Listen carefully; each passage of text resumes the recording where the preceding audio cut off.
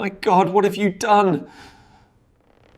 The iPad notification chimed while I was fixing the garbage disposal. Lena's device sat on the kitchen counter, screen glowing with a message that made my wrench slip and clang against the pipes. Can't wait to taste you again tomorrow, beautiful. Adrian. My wife of 18 years was upstairs humming in the shower, probably washing off the scent of her yoga class, or so she'd told me. I stood there in the kitchen, 43 years old, grease under my fingernails, staring at words that rewrote my entire life in 12 syllables. The rational part of my brain, the mechanical engineer who solved problems for a living, kicked in immediately. I screenshot the message and deleted the notification. Then I wiped the screen clean and placed the iPad exactly where I'd found it, angled precisely 23 degrees from the edge of the counter. Lena's voice drifted down the stairs. "Derek, honey, did you fix the disposal?" "Yeah," I called back, surprised by how normal I sounded. Good as new. But nothing was good anymore, and nothing would ever be new again. I spent the next hour acting like the oblivious husband I'd apparently been for months, maybe years. When Lena came downstairs in her oversized meditation retreat t-shirt, I kissed her forehead and asked about her day. She smiled that radiant smile that had made me fall in love with her in college and told me about her chakra alignment session. "I'm thinking about doing a wellness retreat next weekend," she said, loading her morning supplements into her palm. "You know, to reset my energy." "Sounds great," I said, pouring coffee. "Where at?" "There's this place up in Lake Geneva, very spiritual, very healing." She avoided my eyes, focused on her turmeric latte preparation. "Margie found it." Margie, her best friend since sophomore year, the one who'd been unusually quiet during our last dinner party, who'd excused herself to take a phone call that lasted 40 minutes. "How long?" I asked. "Just the weekend. Friday to Sunday. Friday, tomorrow. The same day Adrian wanted to taste her again." I nodded and kissed her cheek. "You deserve it, babe. You've been working so hard on your blog." Lena's wellness blog had launched 6 months ago. Finding Your Inner Light had gained a modest following of suburban moms seeking enlightenment through essential oils and positive affirmations. She'd been spending more time crafting posts about authentic living and releasing toxic energy than she had with our kids. Max and Hannah had noticed. 16 and 14, respectively, they'd adapted to their mother's new phase with typical teenage indifference. But I'd caught them exchanging glances when Lena launched into her spiritual monologues about vibrational frequencies and manifesting abundance. After breakfast, I drove to work at Morrison Engineering, where I spent 8 hours designing HVAC systems for commercial buildings. Practical, logical, solutions-based work. The kind of problems that actually had answers. But my mind wasn't on ductwork specifications. It was calculating timelines, analyzing patterns, and formulating a plan. I'd always been good at planning.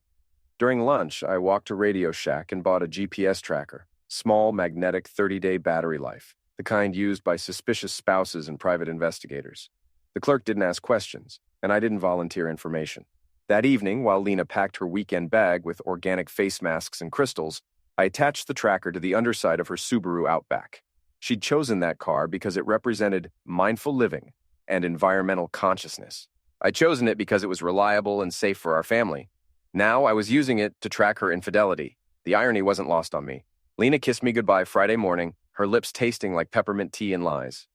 "I'll call you tonight," she said, adjusting her athleisure outfit. "The retreat has a digital detox policy, so don't worry if you can't reach me." "Have fun," I said. "Find your inner light." She laughed, thinking I was being supportive. I was being accurate. She was about to illuminate exactly who she really was. I watched her drive away, then opened the GPS app on my phone. The tracker showed her heading north on Highway 12, toward Lake Geneva. For 30 minutes, her route aligned with her story. Then she took exit 47 and turned toward downtown Milwaukee, toward Adrian Riker's address. Adrian Riker, motivational speaker and life coach. I'd researched him during my lunch break. 39 years old, divorced, specializing in unleashing your authentic self and breaking free from limiting beliefs. His website featured testimonials from clients who'd transformed their lives through his revolutionary approach to personal development. His LinkedIn showed he'd graduated from our alma mater 2 years behind us. He and Lena had been in the same communications program, Small World, getting smaller by the minute. I called in sick to work and drove to Milwaukee. The GPS led me to a trendy neighborhood filled with coffee shops and boutique yoga studios. Adrian's building was a converted warehouse with exposed brick and floor-to-ceiling windows. The kind of place that screamed, "I'm creative and spiritually evolved." I parked across the street and waited. At 11:47 a.m., Lena's Subaru pulled into the building's parking lot. She got out, checked her reflection in the side mirror, and walked to the entrance where Adrian was waiting. He was tall, lean, with the kind of carefully maintained facial hair that required daily grooming. Designer jeans, expensive sneakers, and a fitted t-shirt that advertised his gym membership. When he hugged my wife, his hands lingered on her lower back. They walked inside together, and I sat in my truck watching the windows of Adrian's third-floor apartment. The curtains were drawn, but I could see shadows moving behind them. I drove home and spent the afternoon researching Adrian's business empire. His motivational speaking career was built on a foundation of buzzwords and recycled self-help concepts. He charged $300 for individual coaching sessions and ran weekend workshops for desperate people seeking meaning in their lives. His social media presence was extensive. Instagram posts featuring him in exotic locations, sharing profound insights about living authentically. Facebook videos of him speaking to small crowds about breaking through barriers and embracing your truth. The comments were mostly from middle-aged women praising his wisdom and transformative energy.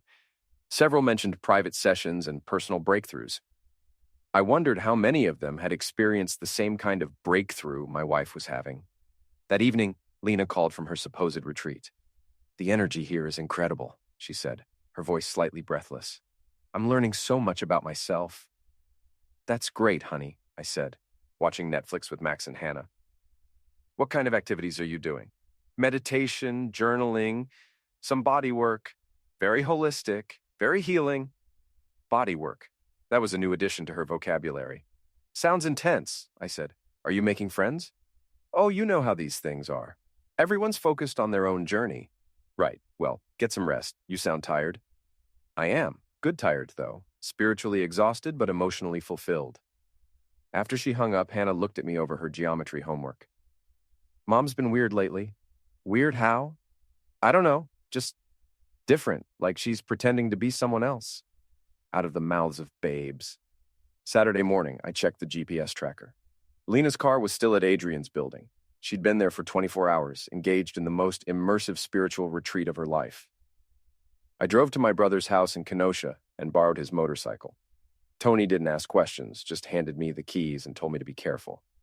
He'd been through his own divorce 3 years earlier and understood the value of surveillance that couldn't be traced back to license plates. I rode back to Milwaukee and parked 2 blocks from Adrian's building. The motorcycle gave me mobility and anonymity. I could move quickly if needed and blend into traffic without being noticed. At 2:30 p.m., Lena and Adrian emerged from the building. They walked hand in hand to a nearby cafe where they sat at a sidewalk table and gazed into each other's eyes like teenagers in love. I watched from across the street, taking photos with my phone's zoom lens. They shared a piece of chocolate cake and laughed at private jokes. Adrian touched her face with the kind of tenderness I hadn't seen him show me in years. This wasn't just an affair. This was a love story, and I was the obstacle that needed to be removed. They spent the afternoon browsing art galleries and boutique shops. Adrian bought her a silver bracelet from a jewelry store. She bought him a book about conscious relationships from a metaphysical bookshop. They were building a life together, a spiritual, authentic, conscious life that didn't include me or our children. At 6 p.m., they returned to Adrian's building. The lights in his apartment came on, and the shadows behind the curtains resumed their dance. I rode home and cooked dinner for Max and Hannah. We ate in front of the TV watching a cooking competition show. Neither of them mentioned their mother's absence. They'd grown accustomed to her weekend workshops and spiritual journeys. "Dad," Max said during a commercial break, "are you and Mom okay?" The question hit me like a punch to the chest. "Why do you ask?" "You guys seem, I don't know, distant." "We're fine," I lied. "Just busy with work and her blog stuff." "Okay," he said, but his expression suggested he didn't believe me. Hannah was more direct. "Are you getting divorced?" "No, sweetheart, we're not getting divorced. Not yet." Sunday afternoon, Lena returned from her retreat, glowing with spiritual fulfillment. She hugged me tightly and said the weekend had been transformative. I feel like I've reconnected with my authentic self, she said, unpacking her bag. I understand now what I need to do to live my truth. What's that? I asked. I need to prioritize my own growth. Stop letting other people's expectations limit my potential. Other people, like her husband and children. That sounds healthy, I said. She smiled and kissed me. I'm so glad you understand. Some partners would be threatened by this kind of personal development. I'm not threatened, I said. I'm fascinated. Over the next week, Lena threw herself into her blog with renewed passion. She posted daily about authentic living and releasing toxic relationships. Her follower count grew steadily, and she began receiving invitations to speak at wellness events. She was becoming a minor celebrity in the local spiritual community. I helped her succeed. During my lunch breaks, I created fake social media accounts and boosted her content. I bought followers and engagement from bot farms. I left glowing comments on her posts and shared them in wellness groups. If Lena was going to build a platform for her new life, I wanted it to be as visible as possible. On Wednesday, she announced she'd been invited to speak at a women's empowerment conference in Chicago. Adrian recommended me, she said. He thinks I have a powerful message about personal transformation. When's the conference? Next weekend. It's a big opportunity. I'm proud of you, I said, meaning it in ways she couldn't understand. That evening, I drove to an electronics store in Milwaukee and purchased recording equipment, digital voice recorders, wireless microphones, and a laptop capable of professional audio editing. I was going to document every moment of my wife's transformation. Friday morning, Lena left for Chicago in her Subaru, packed with essential oils and positive affirmations. The GPS tracker showed her driving south on I-94 toward the city. Then she exited at Adrian Street. I followed on Tony's motorcycle, keeping a safe distance. Lena parked at Adrian's building and went inside. An hour later, they emerged together and loaded their luggage into Adrian's Tesla. They were traveling to Chicago together, a romantic weekend disguised as a business trip. I followed them to the Marriott downtown, where they checked in together. Adrian paid for the room with a credit card, and they walked to the elevator hand in hand.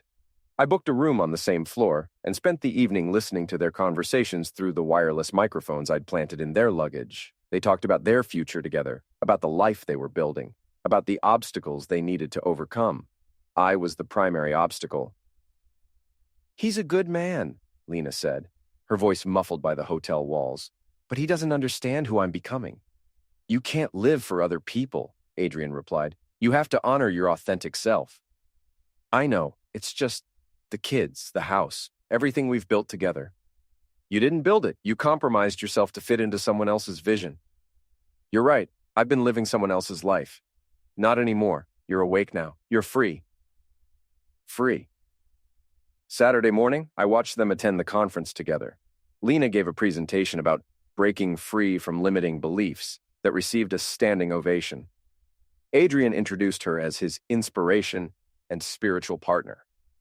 They were coming out publicly, building their brand together. I recorded everything. That evening, they had dinner at an expensive restaurant overlooking Lake Michigan. Adrian proposed a toast to new beginnings and conscious love. They were planning their life together while I was still paying for her car insurance. Sunday, I followed them back to Milwaukee.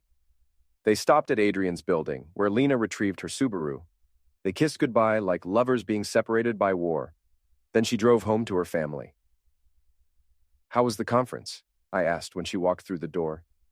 Incredible. I think I found my calling. What's that? Helping people discover their authentic selves, breaking free from societal expectations. Sounds rewarding. It is. Adrian thinks I have real potential as a speaker. Adrian was there. He's connected in the wellness community. He introduced me to some important people. That's great. I'm glad you have such a supportive friend. She studied my face for any sign of suspicion. Finding none, she relaxed. He's been a real mentor. Very wise. I'd like to meet him sometime. Maybe. He's pretty busy with his own work. Of course. Well, I'm proud of you. You're really finding yourself. Thank you for understanding. Not every husband would be so supportive. I'm not every husband. Monday morning, I took a personal day and drove to my lawyer's office. James Mitchell had handled our house purchase and will preparation. He was thorough, discreet, and experienced with divorce proceedings. I need to understand my options, I told him, laying out the evidence I'd gathered. James reviewed the photographs, GPS logs, and audio recordings. This is extensive documentation. he said. You've been thorough. I'm an engineer. I like data. The question is, what do you want to accomplish? Quick divorce? Custody fight? Asset protection? I want her to understand the consequences of her choices. That's not really what divorce law is designed for. Then we'll work within the system to achieve maximum impact. James outlined my options. Illinois was a no-fault state, so the infidelity evidence wouldn't affect the divorce proceedings directly, but it could influence custody decisions and asset division. If you want to hurt her financially, he said, we need to be strategic about timing and disclosure. I want to hurt her completely, legally and ethically. I understand. Let me research her business dealings. If she's been using marital assets to fund her affair or new career, we might have additional leverage. I spent the next week conducting my own research. Lena's blog had been monetized through affiliate marketing and sponsored content. She'd been promoting wellness products and spiritual retreats, earning commissions on sales. Her business was registered as a sole proprietorship, but she'd been using our joint bank account to cover expenses. Website hosting, marketing costs, and business travel were all being funded with marital assets, including her weekend retreats with Adrian. Wednesday evening, Lena announced she'd been invited to co-host a wellness podcast with Adrian. It's called Authentic Living, and we'll be interviewing people who've transformed their lives. When do you start? Next week. We're recording the first episode on Friday. Exciting. Where are you recording? Adrian's apartment. He has a professional setup. Of course he does.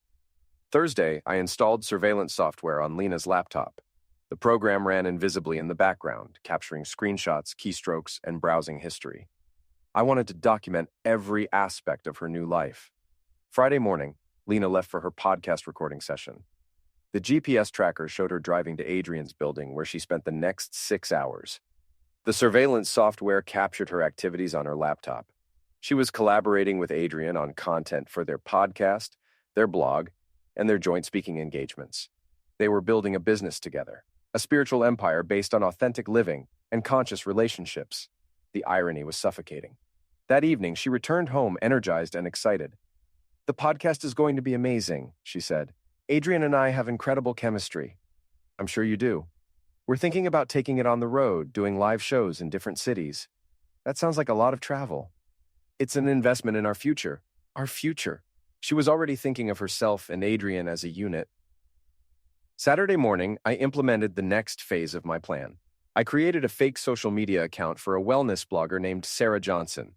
Using professional headshots from a stock photo site, I built a convincing online presence. Sarah Johnson became one of Lena's most enthusiastic followers. She commented on every post, shared content, and eventually reached out about collaboration opportunities. Lena responded enthusiastically to Sarah's messages. They began corresponding regularly about wellness strategies and spiritual practices. Sarah Johnson was going to become very important to Lena's story. Meanwhile, I began documenting Adrian's business practices. His motivational speaking career was built on questionable foundations. He promised transformation and breakthrough results, but delivered generic advice and recycled platitudes. His client testimonials were suspiciously similar in tone and structure. Several appeared to be written by the same person using different names. I began leaving anonymous reviews on his business pages, questioning his credentials and effectiveness. Nothing slanderous or false, just legitimate questions about his methods and results. Other dissatisfied clients began adding their own negative reviews. Adrian's online reputation started showing cracks. Sunday, Lena spent the entire day working on her blog. She was writing a series about conscious relationships that would coincide with the podcast launch. I read her drafts over her shoulder, watching her describe the spiritual connection she'd discovered with her authentic self. She was writing about Adrian without naming him, creating a narrative about finding true love through spiritual awakening. This is powerful stuff, I said, reading her latest post. Thank you. I'm finally writing from my heart instead of my head. It shows, very authentic. That's what Adrian says. He thinks I have a gift for expressing complex emotions. He's probably right. Monday morning, I contacted a private investigator named Rachel Torres. She specialized in digital forensics and had experience with infidelity cases. I need someone to verify information I've gathered, I told her, and I need it documented professionally. Rachel reviewed my evidence and agreed to formalize the investigation. She had connections with database services and surveillance specialists who could provide courtroom-quality documentation. "You've done good work," she said. "But if you want this to hold up legally, we need to do it by the book. How long? 2 weeks, maybe 3. Do it." That evening, Lena announced she'd been invited to speak at a wellness retreat in Colorado. "It's a big opportunity," she said. 3 days of workshops and keynote presentations. "When?" "Next month. Adrian's going to be there too. We're co-presenting on conscious relationships." "That's great. You two work well together." "We do. We have a real synergy." Synergy. That was one way to describe it. Tuesday, I received an email from Sarah Johnson's account. Lena had shared intimate details about her spiritual awakening and the soul connection she'd discovered with her mentor. She'd also shared photographs from her weekend retreats and business trips, images of her and Adrian in restaurants, hotel lobbies, and conference venues. Evidence of their relationship timeline documented in her own words. Wednesday, I created a second fake account for a male wellness blogger named David Chen. David was interested in interviewing Adrian about his coaching methods and business philosophy. Adrian agreed to a phone interview, during which he described his approach to helping people break free from limiting relationships and embrace their authentic desires. He spoke extensively about a recent client who'd transformed her entire life by leaving her spiritually incompatible marriage. I recorded the entire conversation. Thursday evening, Lena came home late from another podcast recording session. Her hair was disheveled, her lipstick smudged, and she smelled like Adrian's cologne. "How was the recording?" I asked. "Great. We're really finding our rhythm." "I'm sure you are."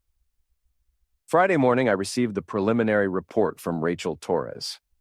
The investigation had confirmed everything I suspected and revealed additional details I hadn't uncovered. Adrian's business was partially funded by loans from female clients. He'd been using his coaching relationship to identify vulnerable women and exploit their emotional and financial resources. Lena wasn't his first married client. She wasn't even his current only married client. "This guy's running a sophisticated operation," Rachel said. "He targets women in transition periods, midlife crisis, empty nest syndrome, marital problems. He provides emotional support and spiritual guidance, then leverages that into financial and sexual relationships." "How many others?" "At least 6 that I've identified. Maybe more." "Are they all married?" "Most of them. The married ones have more resources and less oversight." "What about their husbands?" 2 divorces so far, 1 bankruptcy. 1 guy moved to Florida and started over." "What about the wives?" "They eventually figure out they're not special. Adrian moves on to the next client, and they're left dealing with the consequences." "How long does the cycle usually last?" 6 months to a year, depends on how much money they have and how long their husbands take to catch on. I'd been married to Lena for 18 years. We had 2 children, a house, and a shared life built on trust and commitment. Adrian saw her as a temporary resource to be exploited and discarded. Saturday morning, I drove to Adrian's building and waited. At 10 a.m., he emerged with a woman I didn't recognize. She was younger than Lena, blonde, wearing expensive workout clothes. I followed them to a yoga studio where they attended a couples class together. Afterward, they went to lunch at an organic cafe. Adrian was already grooming his next client. I took photographs of them together and forwarded them to Rachel Torres. She ran the woman's image through facial recognition software and identified her as Jessica Walsh, a recently divorced marketing executive. "He works fast," Rachel observed. "This woman's divorce was finalized last month. Does Lena know?" "Doubt it. He's compartmentalized his operation. The women don't know about each other." Until now. Sunday evening, Lena returned from another weekend retreat. She was glowing with spiritual fulfillment and sexual satisfaction. "I've been thinking," she said over dinner, "maybe we should try couples counseling." "Why?" "I'm growing as a person, and I want to make sure we're growing together." "That's thoughtful of you. I've learned so much about authentic communication and conscious relationships. I think we could benefit from professional guidance." "Did Adrian recommend someone?" "Actually, yes. He knows a therapist who specializes in spiritual relationship coaching. I'm sure he does. Her name is Dr. Patricia Vance. She's supposed to be amazing." Let me think about it. Monday morning, I researched Dr. Patricia Vance. She was a licensed therapist with a practice focused on conscious relationship coaching and spiritual partnership development. Her website featured testimonials from couples who'd transformed their relationships through her guidance. Several of the testimonials mentioned Adrian Riker as the person who'd referred them to her services. Dr. Vance was part of Adrian's network. She helped couples navigate the transition from traditional marriage to conscious partnership, which often involved opening relationships or conscious uncoupling. She was the exit counselor for Adrian's operation. I called her office and scheduled an appointment for Thursday evening. Tuesday, I received an email from David Chen's account. Adrian had agreed to a follow-up interview about his relationship coaching methodology. During the call, Adrian described his approach to helping clients release attachment to limiting partnerships and embrace their authentic relationship needs. He spoke about the importance of honest communication and conscious decision-making in relationship transitions. Sometimes, he said, the most loving thing you can do is end a relationship that's no longer serving both partners' highest good. How do you help clients navigate that transition? I work with a network of professionals, therapists, lawyers, financial advisors. We provide comprehensive support for people who are ready to transform their lives. That sounds like a complete system. It is.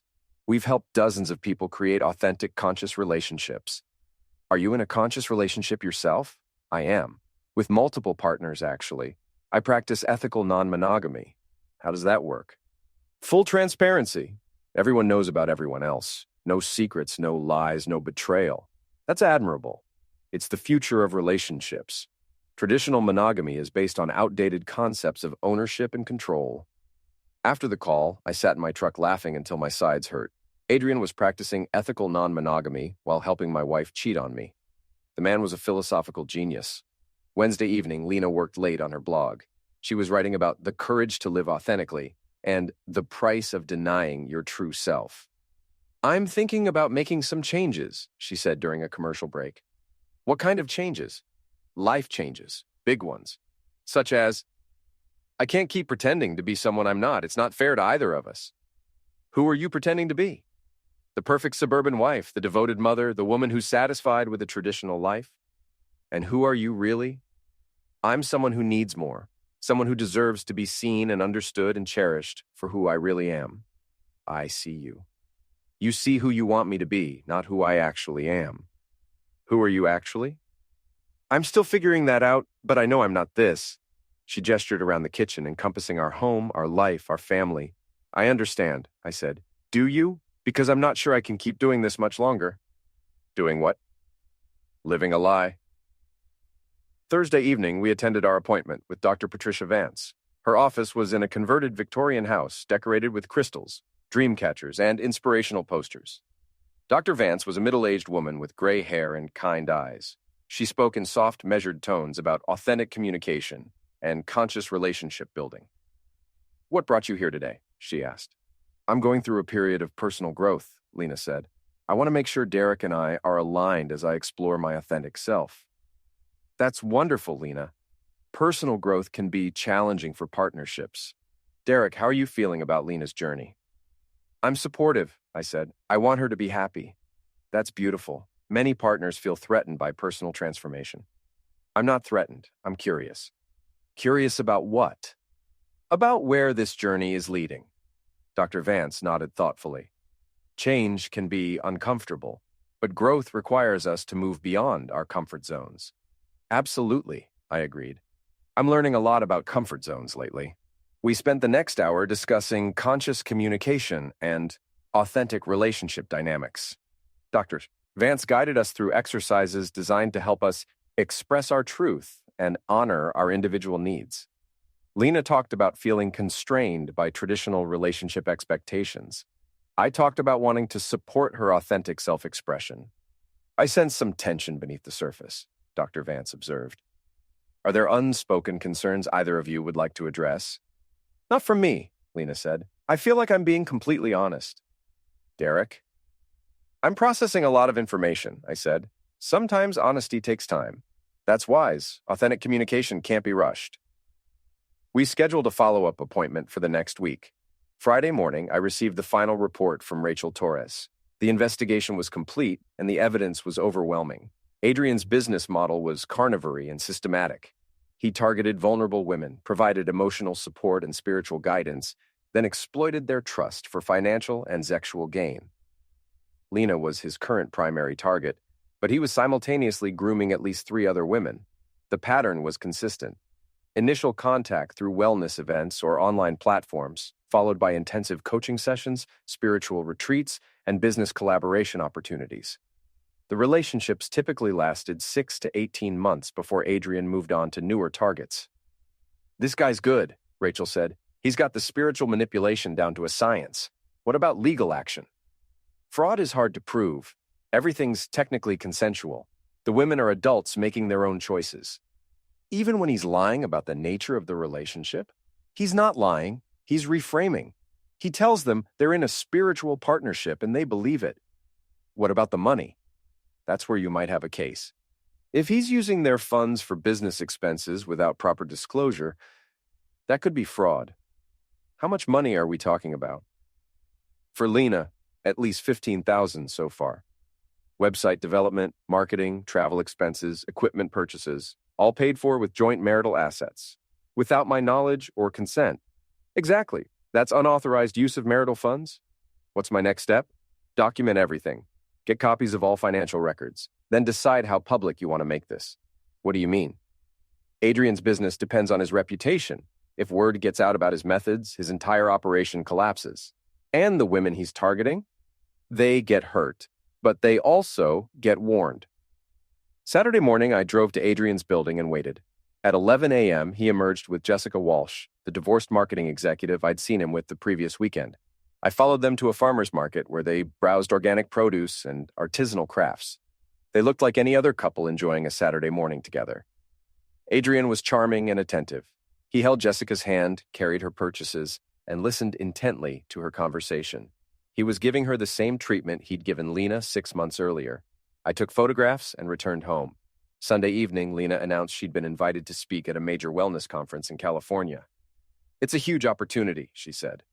5,000 attendees, national media coverage. When?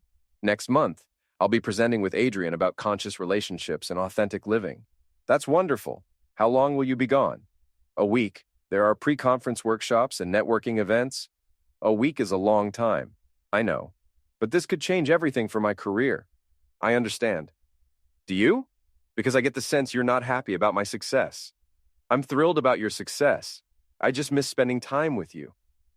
We're spending time together now. This isn't the same as it used to be. No, it's not. I'm different than I used to be. How so?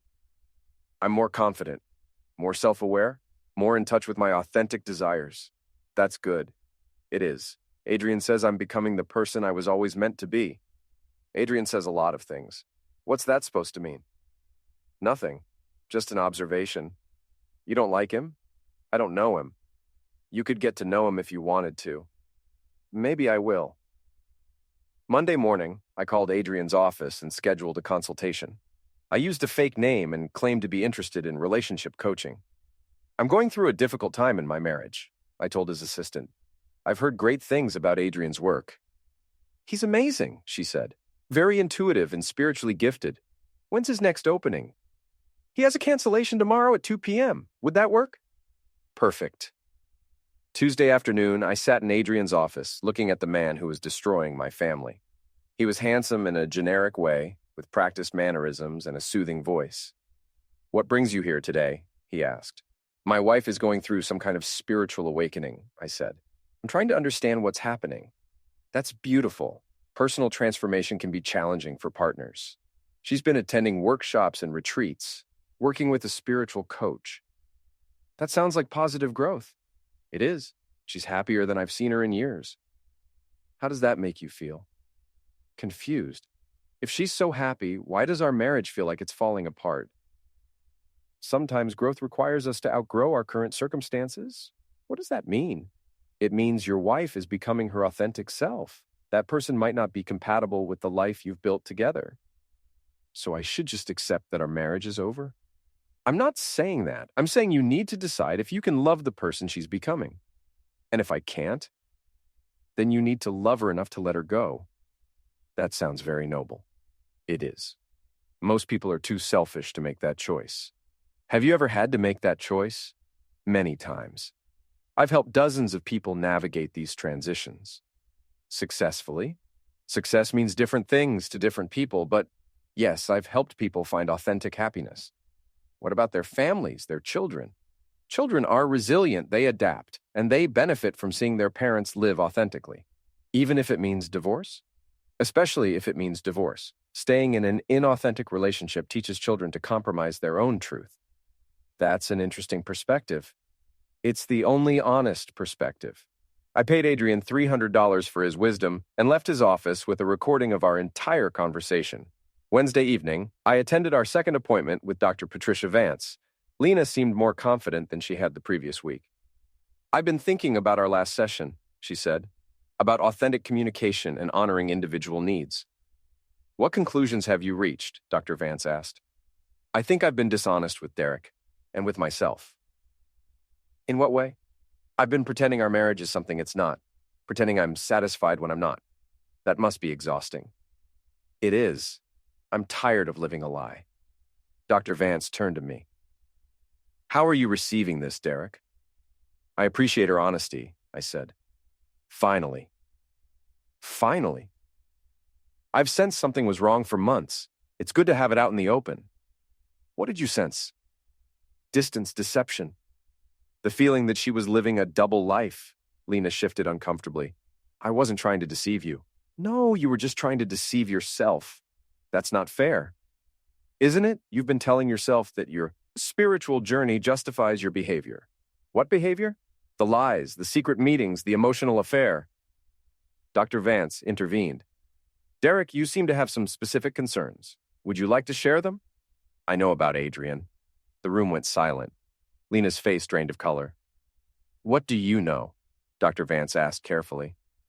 "I know my wife is having an affair with her spiritual coach. I know she's been lying about her whereabouts for months. I know they're planning a life together." "Derek," Lena whispered, "I know about the business partnership, the podcast, the speaking engagements, the week-long trip to California." "How long have you known?" Dr. Vance asked. "Long enough to document everything." Lena started crying. "I never meant for this to happen." "But it did happen. The question is, what do we do now?"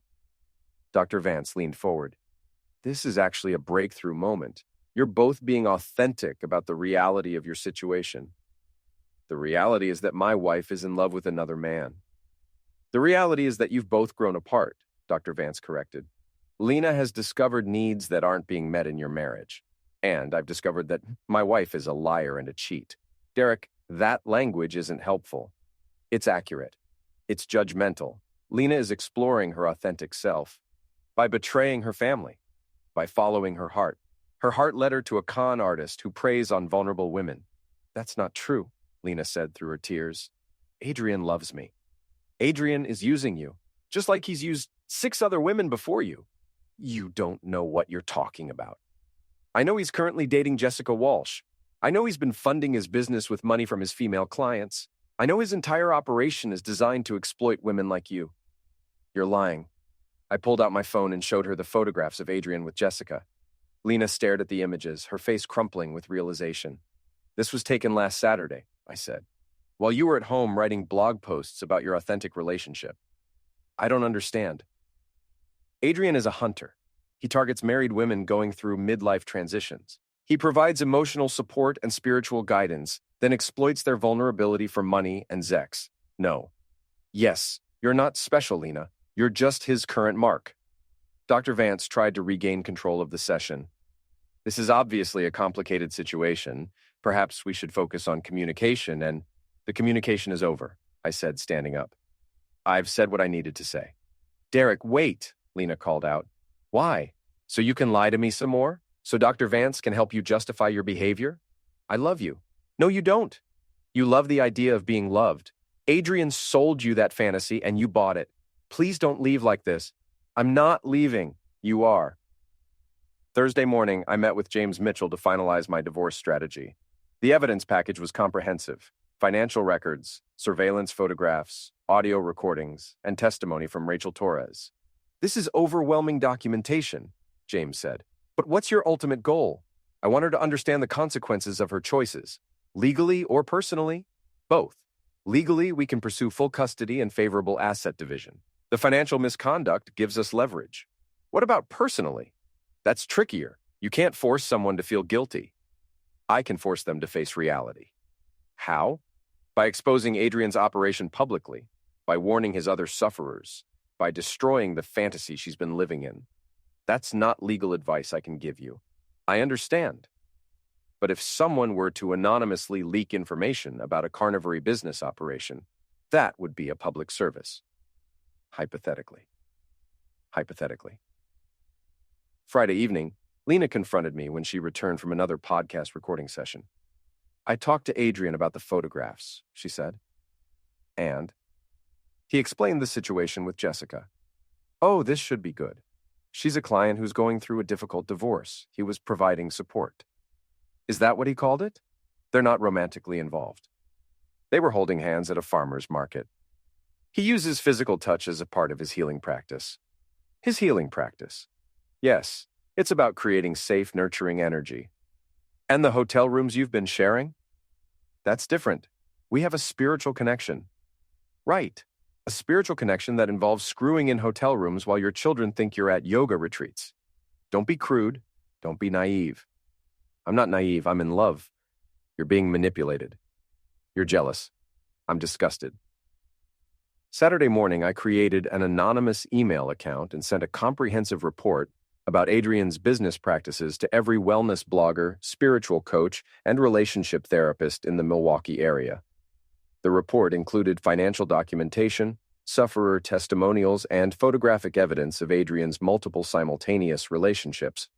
I also sent the information to the Wisconsin Department of Financial Institutions, which regulated business practices, and the Better Business Bureau.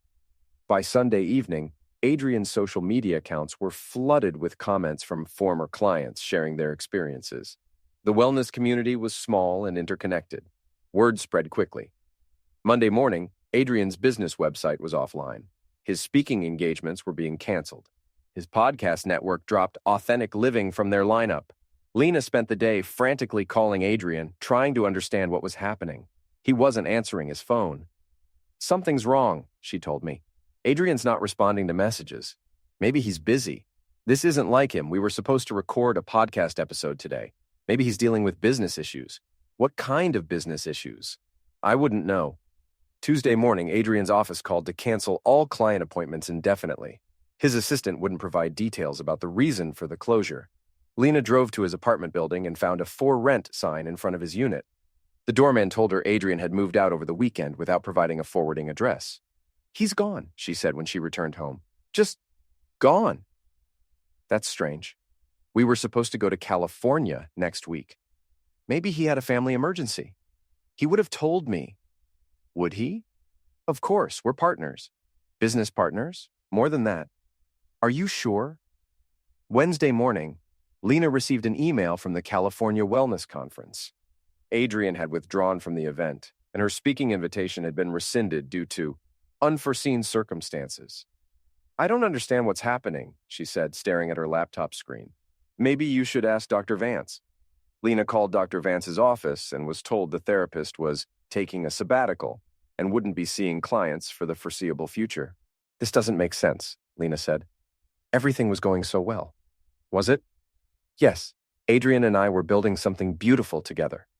What were you building? A conscious relationship, a spiritual partnership, a life based on authentic love. With a man who disappeared without explanation? Something must have happened to him, or something happened to his business. What do you mean? I mean, maybe his business model wasn't sustainable. His business model, the relationship coaching, the spiritual guidance, the women who paid for his services, those were legitimate clients. All of them? Yes, including Jessica Walsh. That was a misunderstanding. Was it? Yes, Adrian explained everything. And you believed him. I trusted him. Past tense? Lena stared at me for a long moment. You know something. I know a lot of things. About Adrian, about his business, about his methods, about his other clients. What other clients? The married women he's been coaching. The ones who funded his lifestyle while he promised them spiritual transformation. You're lying. Am I? I showed her the investigative report Rachel Torres had compiled. The financial records, the client testimonials, the pattern of carnivory behavior. Lena read in silence, her face growing paler with each page. This can't be true, she whispered. It's all documented. You hired someone to investigate him? I hired someone to investigate us. Adrian was just part of the picture. How long have you known? Long enough. Why didn't you tell me? Would you have believed me? I don't know. You were in love. People in love don't listen to evidence that contradicts their feelings. So you just let me continue? I let you make your own choices, while documenting everything, while protecting my interests. What interests? Our children, our assets, our future. You're divorcing me. You divorced me months ago. I'm just making it official. Thursday morning, I filed for divorce. The papers cited irreconcilable differences and included a motion for temporary custody of the children. Lena was served at her yoga studio by a professional process server. She called me immediately, sobbing hysterically. You can't do this, she said. I already did. I made a mistake. I see that now. You made a series of deliberate choices. I was confused. I was manipulated. You were unfaithful. I can change. I can fix this. No, you can't. Please, Derek, don't throw away 18 years of marriage. You threw it away. I'm just cleaning up the debris. What about the kids? They'll be better off without the chaos you've brought into their lives. I'm their mother. You're a stranger who looks like their mother. That's not fair. Fair would have been you choosing your family over your fantasy. I choose my family now. Too late. Friday evening, Max and Hannah confronted me about the divorce papers they'd found on the kitchen counter. Is this real? Max asked. Yes. Why? Hannah said, tears in her eyes. Because your mother and I can't live together anymore. What happened? We grew apart. Can't you fix it? Some things can't be fixed. Did she cheat on you? Max asked bluntly. I looked at my 16-year-old son, trying to decide how much truth he could handle. Yes, I said finally. With who? Someone she thought she loved? Do you still love her? I love the person she used to be. What about us? You're the most important things in my life. That will never change. Hannah hugged me tightly. I'm sorry, Dad. You have nothing to be sorry for. I knew something was wrong. I should have said something. This isn't your fault, none of it. Saturday morning, Lena moved out of the house. She loaded her belongings into her Subaru and drove to a rental apartment across town. She tried to take the kids with her, but they chose to stay with me. I don't understand them, she said as she packed her crystals and essential oils. I'm still their mother. Being a mother requires more than biology. I've been a good mother. You've been an absent mother. I was finding myself. You were finding someone else. That's over now. Adrian's gone. But the person who chose Adrian is still here. I've changed. Have you? Yes, I see clearly now. What do you see? I see that I made mistakes. I see that I hurt you and the kids. And I want to fix things. How? Counseling, therapy, whatever it takes. It's too late for whatever it takes. It's never too late. It is when trust is gone. Trust can be rebuilt, not with me. Sunday afternoon, I sat on my back deck with a beer, watching my children play basketball in the driveway. For the first time in months, the house felt peaceful. My phone buzzed with a text from Lena. I miss you, all of you. Please reconsider. I deleted the message without responding. Monday morning, I returned to work at Morrison Engineering. My colleagues were supportive but didn't ask invasive questions. They understood that some situations were too complex for casual conversation. I threw myself into designing HVAC systems with renewed focus. The problems had clear solutions, and the solutions actually worked. Tuesday evening, Lena called and asked to speak with the kids. Max and Hannah were polite but distant. They answered her questions with short responses and ended the call quickly. She sounds sad, Hannah said afterward. She is sad. Do you feel bad for her? I feel bad that she created this situation, but not bad enough to forgive her? Forgiveness and reconciliation are different things. What's the difference?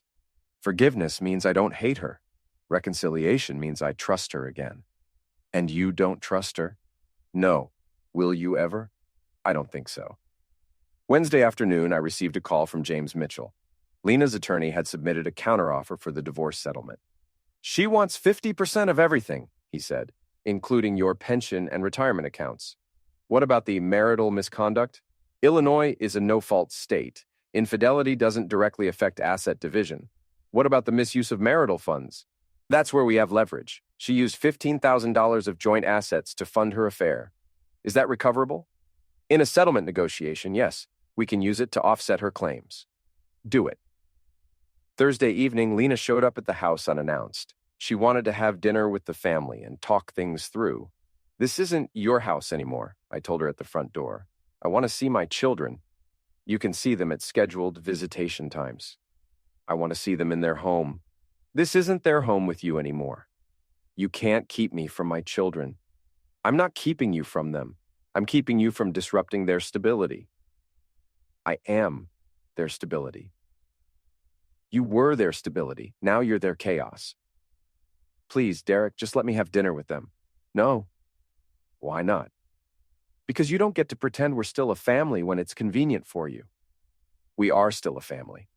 No, we're not. We're four people who used to be a family. That doesn't have to be permanent. Yes, it does. Friday morning, I discovered that Lena had been calling the kids' schools, trying to arrange pickup authorization for medical appointments and extracurricular activities.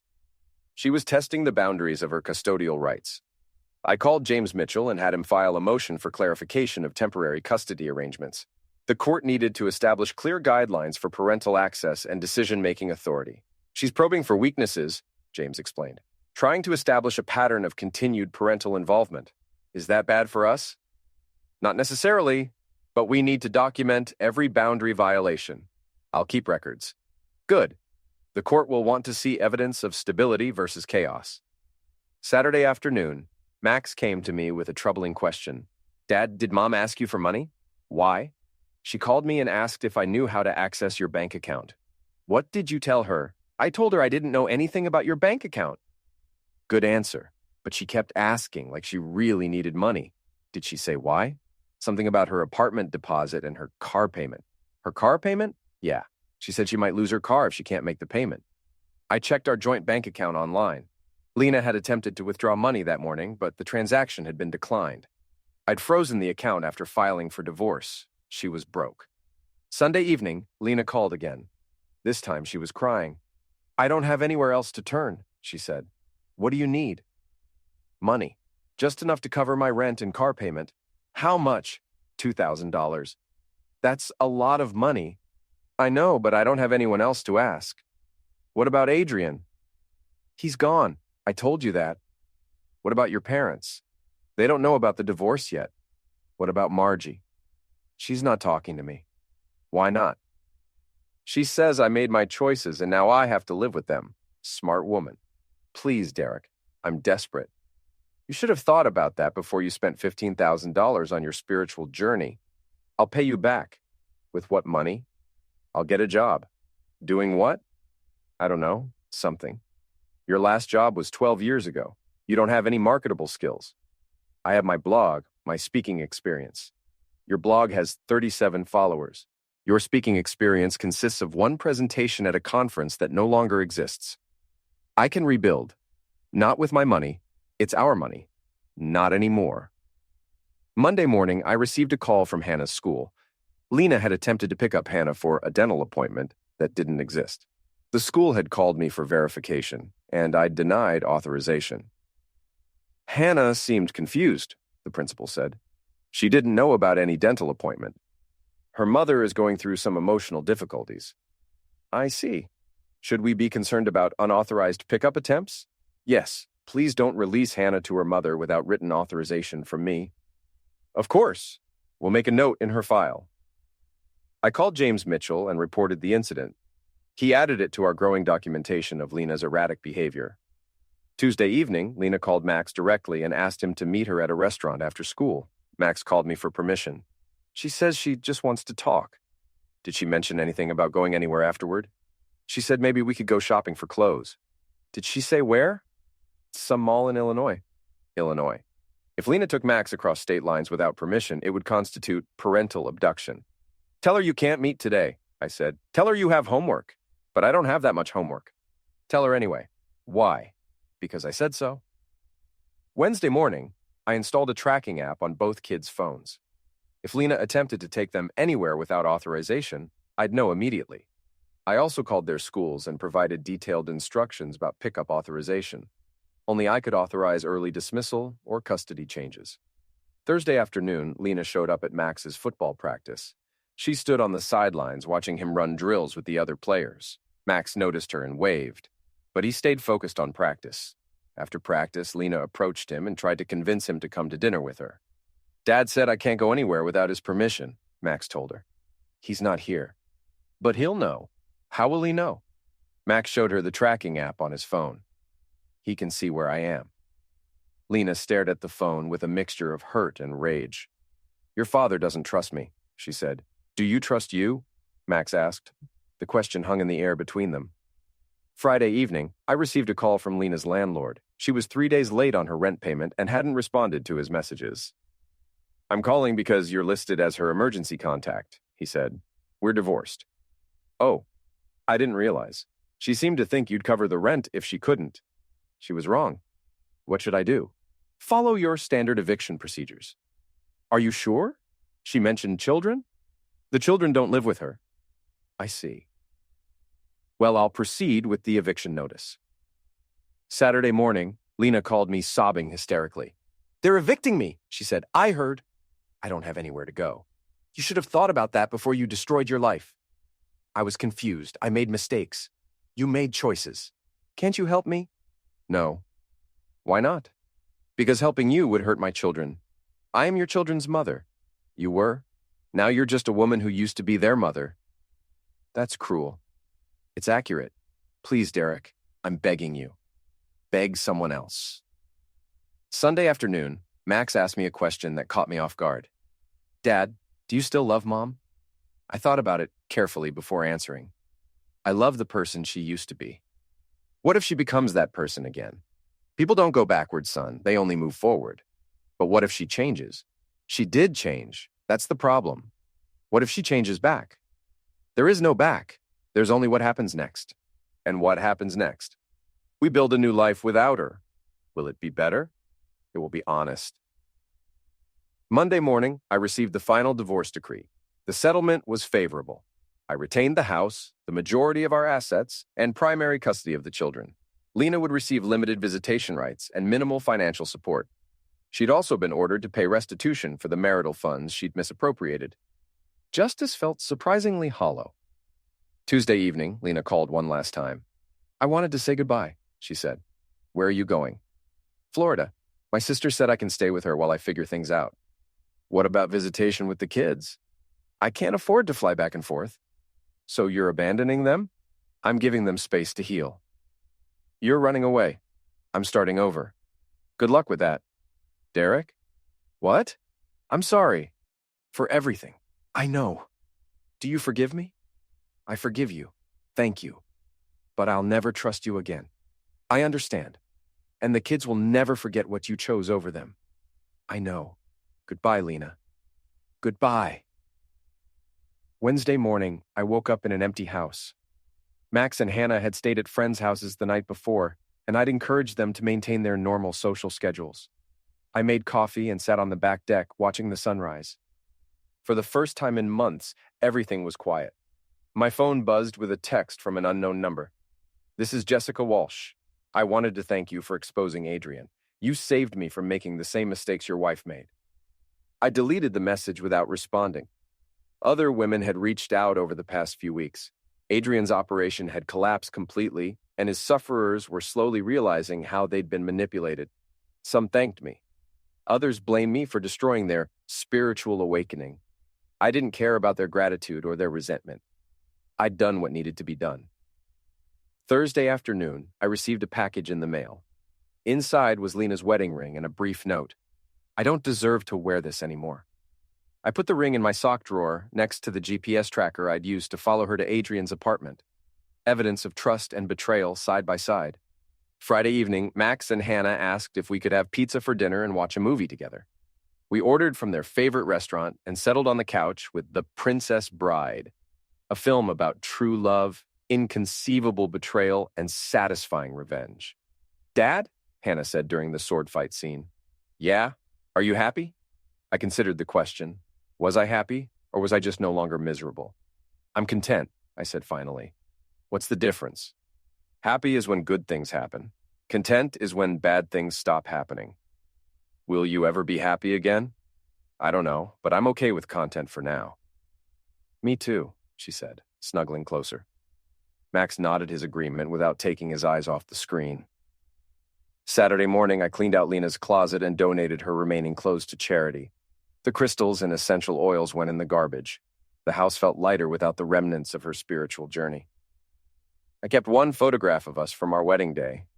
Not for sentiment, but for the children. Someday they might want to remember that their parents had once loved each other. Evidence that we'd been real. Before everything became fake. Sunday afternoon, I started planning our summer vacation. Just the three of us. Max wanted to go camping in Colorado. Hannah preferred the beach in Florida. We'd figure out a compromise. That evening, as I tucked Hannah into bed, she asked one final question. Dad, do you regret anything? About what? About Mom. About the divorce. About everything that happened. I thought about the months of surveillance, the careful documentation, the systematic destruction of Adrian's business. I thought about the woman who'd once been my wife, now living in exile with her sister, broke and alone. I thought about the children who'd lost their mother to a fantasy that had evaporated like morning mist. No, I said finally, I don't regret anything. Not even the bad parts? Especially not the bad parts. Why? Because the bad parts taught me who people really are. And who are they? Most people are exactly who they show you they are. The trick is paying attention. What did Mom show you? That she was willing to burn down everything we built together for a chance at something better. Did she find something better? No. She found out that the grass isn't greener on the other side. It's just different grass with different problems. Do you think she knows that now? I think she's learning. Is it too late for her to come back? I kissed her forehead and turned off the light. Yes, sweetheart, it's too late. But that was okay. We'd learned something valuable from the ashes of our family. We'd learned that when someone shows you who they really are, you should believe them the first time. And we'd learned that sometimes the most loving thing you can do is let someone live with the consequences of their choices. Lena had lit the match, thinking she could control the fire. Instead, she'd burned down everything that mattered. And I'd made sure she understood exactly what she'd lost. Some lessons are only learned through pain. Some bridges are meant to stay burned. Some people are meant to walk away and never come back. As I settled into bed that night, I felt something I hadn't experienced in months. Peace. The house was quiet. The children were safe. The chaos was over. Tomorrow, we'd begin building something new from the foundation of truth.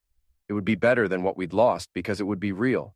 And reality, I'd learned, was worth protecting at any cost.